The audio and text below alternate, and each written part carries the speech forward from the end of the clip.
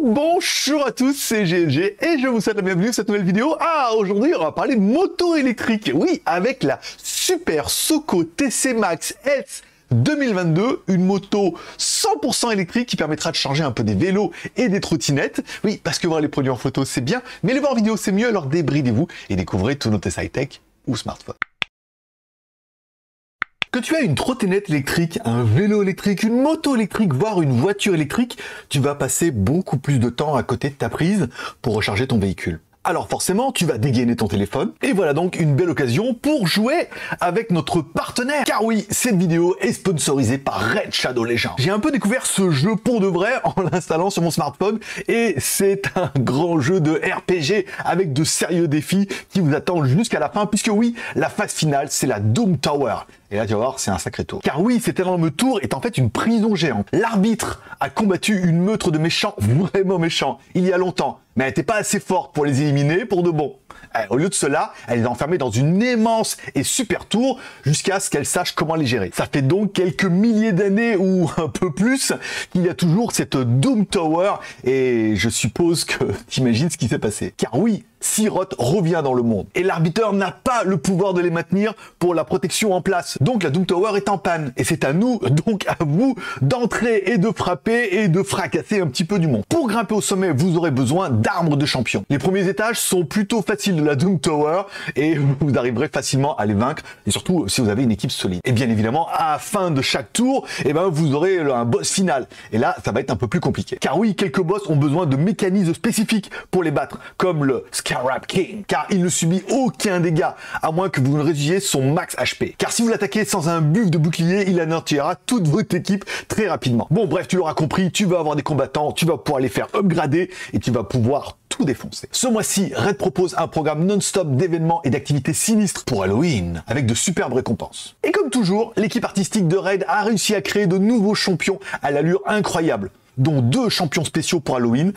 J'ai hâte de mettre la main dessus pour les tester. Bref, il n'y a jamais eu d'aussi meilleur moment pour commencer. Si vous n'avez pas encore téléchargé Raid, cliquez sur mon lien dans la description ou scannez le QR code qui s'affiche à l'écran. Vous obtiendrez un pack de démarrage gratuit d'une valeur de près de 30 $. Vous pourrez donc avoir le champion épique gratuit Rector Draft, 200k silver, une recharge d'énergie, un boost XP, un éclat ancien pour que vous puissiez faire apparaître de superbes champions dès que vous entrez dans le jeu. Pour accéder au cadeau, pour ma part, on lance un peu le jeu, on regarde un petit peu comment ça marche, on bat quelques premiers combattants, c'est facile, et ensuite on va en haut, on clique sur le coffre et vous avez tous vos cadeaux ici. Bref, faites comme moi, téléchargez-le, essayez-le, et si moi je ne savais jouer qu'aux voitures, je me rends compte que je sais aussi jouer à Raid Shadow Legends. On les remercie pour avoir supporté cette vidéo. Bon, faut bien avouer que si personne croyait en électrique, vu que maintenant ils vont vous obliger, on va être un peu, quelque part, obligé de passer à l'électrique, et c'était assez intéressant de voir cette mini moto, et encore une fois, c'est une moto à ma taille, contrairement au XADV qui est un peu au-dessus de ma taille,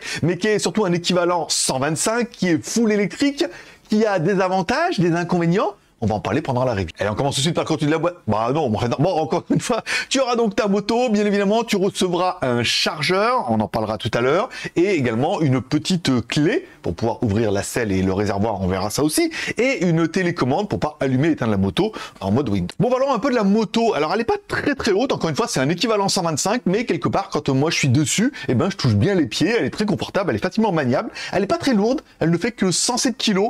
C'est vrai, c'est le genre de moto que tu peux déplacer à la main. Voilà, tu prends par le porte-bagages, tu peux la déplacer un petit peu, c'est intéressant. On en aura parlé, c'est un équivalent 125 chez vous, même si on verra qu'elle a quand même beaucoup plus de gouache.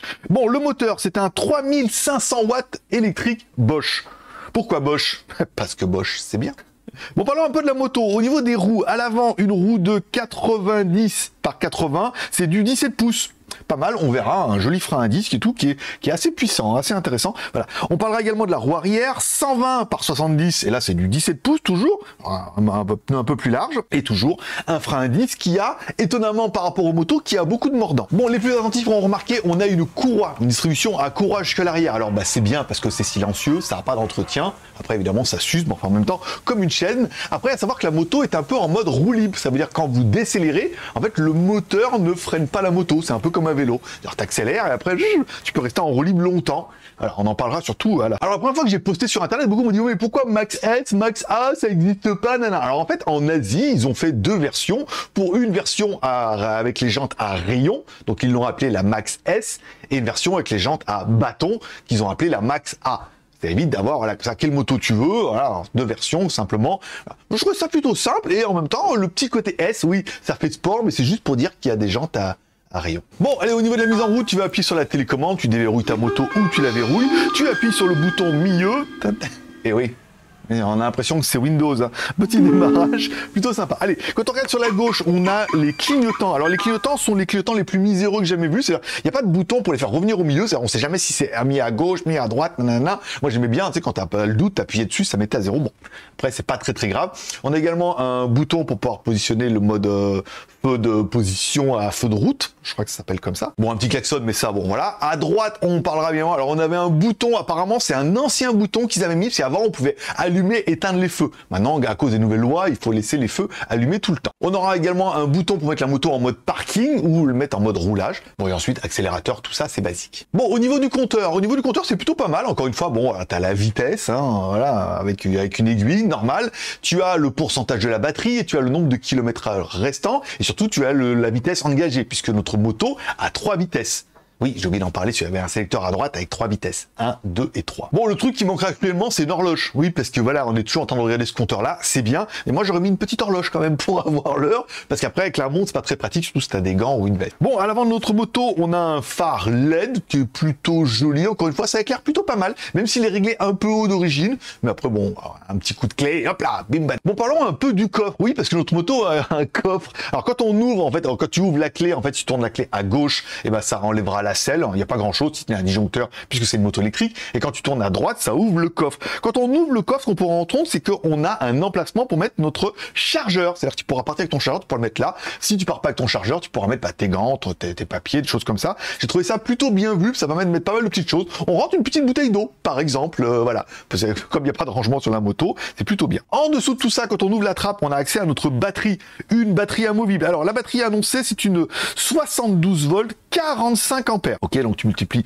72 fois 45, voilà, après tu as un peu la puissance en watts, elle est amovible, alors après tu peux l'enlever et tout, à savoir qu'elle pèse un âne mort, et que c'est pas facile, c'est-à-dire qu'il faut la déverrouiller avec une clé, après il faut enlever le connecteur, enlever la batterie et tout, je sais pas, je pense pas que ce soit le genre de truc que vous enleviez souvent, mais bon, encore une fois, comme c'est la batterie qui a quasiment plus de valeur que la moto, presque, hein, encore une fois, si je crois, plus que ça, voilà, donc là vous pouvez avoir besoin de l'enlever par sécurité, voilà, au cas où. Ou la remplacer, parce que je sais qu'on va en avoir des plus grosses, les Chinois sont en train de travailler. Bon, revenons-en sur notre chargeur. Le chargeur d'origine est un 83 volts, 5 ampères. Alors, encore une fois, on a l'impression que c'est pas mal, mais le problème, c'est que notre batterie fait 45 ampères, même si on a plus de volts, encore une fois, vous ferez la puissance P égale 8, tout ça.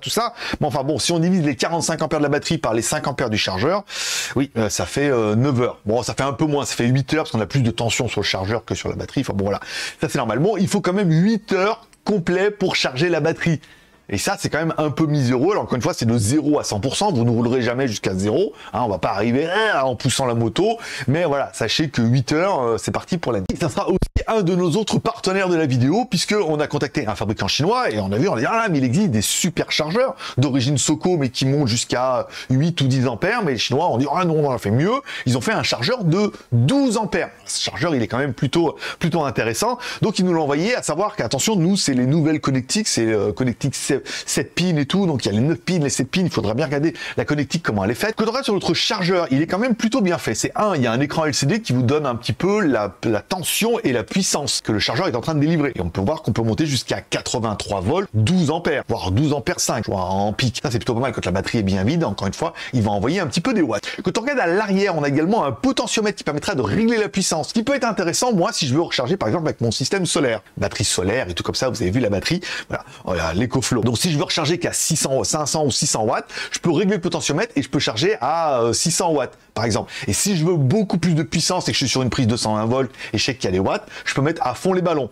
Et là, forcément, 12 ampères, si notre batterie fait 45 ampères et qu'on recharge à 12 ampères, oui, j'ai fait mes tests et tout. Moi, j'ai réussi à charger ma batterie en partant de quasiment presque zéro jusqu'à la charge complète en 3h20. Après, bon, ça vous oblige à acheter un chargeur rapide, mais enfin bon, c'est un peu le deal et tout, mais ça change complètement la donne, puisque là, encore une fois, tu n'iras pas jusqu'à 0, tu iras peut-être jusqu'à 10 ou 20%, tu peux recharger, tu peux dire qu'en 2 heures classiques, tu peux recharger quasiment jusqu'à 80-90%, voilà, faire une petite pause. Là, ça a un peu plus de ça. Bon, parlons un peu des vitesses. 3 vitesses données sur la moto. Une première vitesse qui annonce une limitation à 60 km/h, une deuxième vitesse qui annonce une vitesse bloquée à 80 km/h, et la troisième vitesse qui annonce une vitesse bloquée jusqu'à 100 km/h. Mais mieux que des belles paroles, alors on a fait un test en roulage. C'est parti pour le test numéro 1. Là, on est en vitesse numéro 1. On accélère à fond, vous voyez. Alors, il y a une accélération qui est super franche quand même. Vous voyez, quand on accélère à fond. Et vous voyez, en vitesse numéro 1, on est bloqué à 60 piles. On va se mettre en vitesse numéro 2. Ici, donc là, on a perdu un peu de kilomètres. Voilà, 8. On va faire une accélération. Vous voyez, de 0 à 80. 3, 2, 1. Allez. On accélère.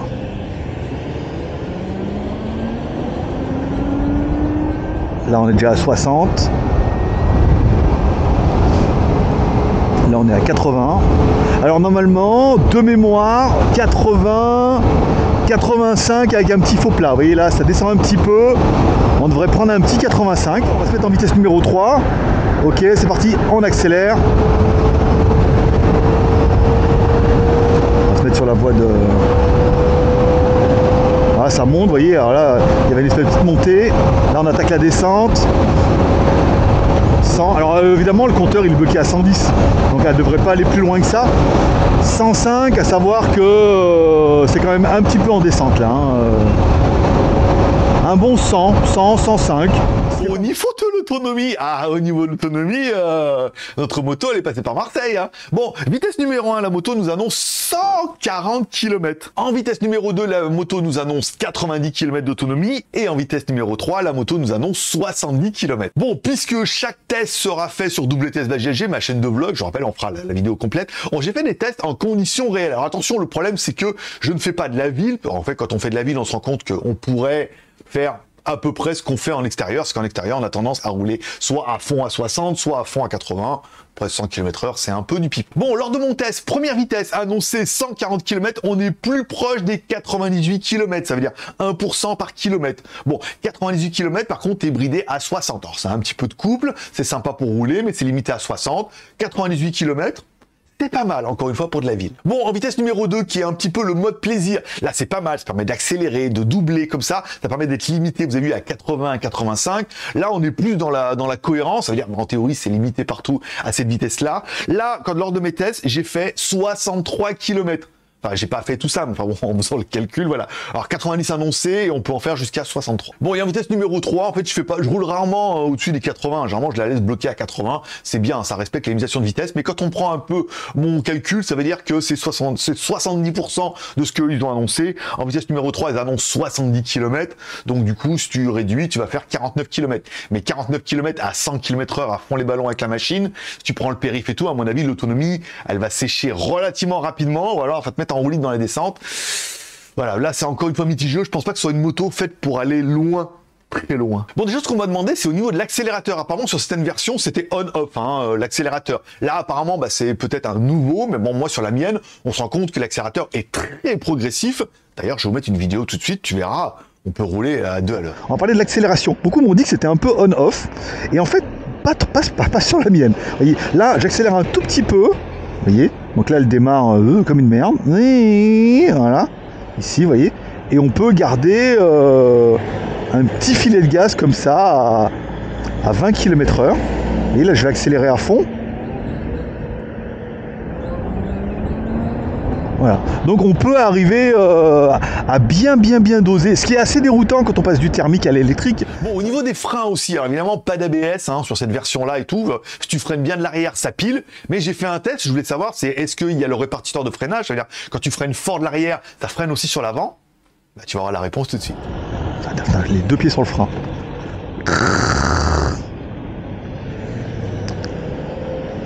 Allez, on va se mettre ici. Il y a des questions qui m'ont été posées concernant l'ABS. Il n'y en a pas. Il n'y en a pas. Vous voyez, je vais mettre. Alors là, c'est le frein arrière. Oh la vache. Ah là, ça pile de l'avant. Il doit y en avoir rien un peu fort. Ah, il y en a un peu. Hein, il y en a un peu parce que. Il y en a un peu, il y en a un peu, il y a un petit répartiteur. Je pensais qu'il y en avait qu'à l'arrière, mais ça freine fort. Hein. À l'arrière, c'était pas mal. Là, on va essayer un petit peu le frein à l'avant, sans trop pas trop se vautrer devant eux, là. Regardez qu'il n'y a pas de sable. Voilà, ici. Ah, ça pile, il n'y a pas d'ABS, hein. Évidemment, il n'y a pas d'ABS. Mais ça freine fort, même de l'arrière. Vous avez vu, enfin là, regardez. Ça patine un peu, hein. On peut arriver à piler. Hein. J'ai encore un peu de mal, c'est vrai que les freins sont pas... Voilà. Donc ça, c'est pour le côté freinage.